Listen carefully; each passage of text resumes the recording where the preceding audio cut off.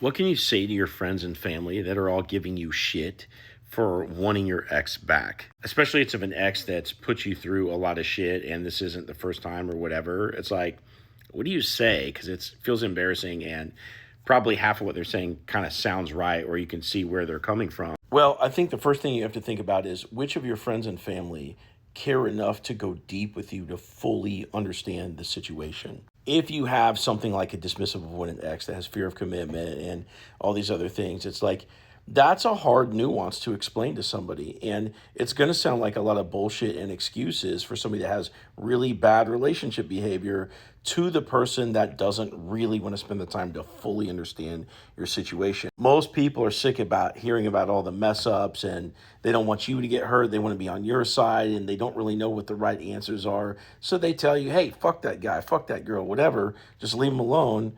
And it may not even be bad advice in some cases, but they're going to give you sort of this black and white sort of, cut it off kind of answer because they don't have the time to really want to dive in deep. Now, for those close friends or family members that really want to connect with you, that will sit with you in your pain, the ones that, will really take a deep look at what's going on with you, you can explain to them what the situation is like this. Hey, look, everybody falls into one of four attachment styles. You have secure, and then there's three insecure ones. The insecure attachment styles are denoted by the core wound that's driving insecure behavior in the relationship. And for my ex, if they're a dismissive avoidant, the core wound is feeling not good enough, and it comes from childhood neglect. And if they're a fearful avoidant, the core wound is trust issues because they've been hurt in the past. And if they're an anxious person, the core wound is abandonment and makes them clingy. But long story short, you explain what your ex's attachment style is, what the core wound is, and from there, you can start to explain away all the other behavior. Doesn't justify it, okay? But you can start to unravel like what's happening. For example, with the dismissive avoidant, they feel not good enough. And therefore, they kind of sabotage the relationship because they don't think they're going to be able to give you what you need. They're really bad at communication because they were emotionally neglected. So they don't know how to speak up for what they want or what they need. And they spread themselves really thin. They get stressed out. All of a sudden, grandma dies or work gets busy or something.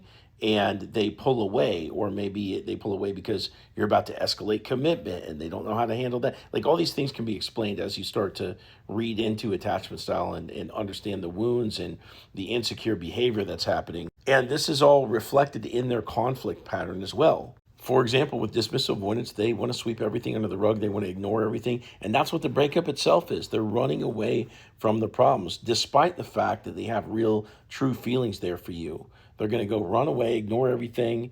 And a few months later, their feelings catch up with them and then they come crawling back. Now, is that a good story to tell to your friend or family member to make them be okay with you getting back together with them? Probably not. It's probably not going to be sufficient. Okay. And you have to accept that only you will truly understand what you're missing out on by not getting your ex back or whatever. You're the one that fell in love with them. You understand the sacrifice of leaving them alone. Nobody else is going to understand that. And at the end of the day, you have to be content with doing whatever you want, despite how everyone else feels. But your best chance at getting somebody who cares to understand is to explain your ex's attachment style. And for everybody else that doesn't really care, fuck them.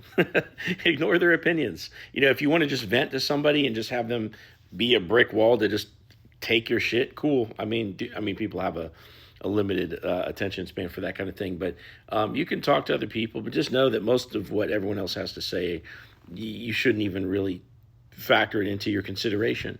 Now, if you want my help getting your ex back, click here, set up a call, and I'll talk to you soon.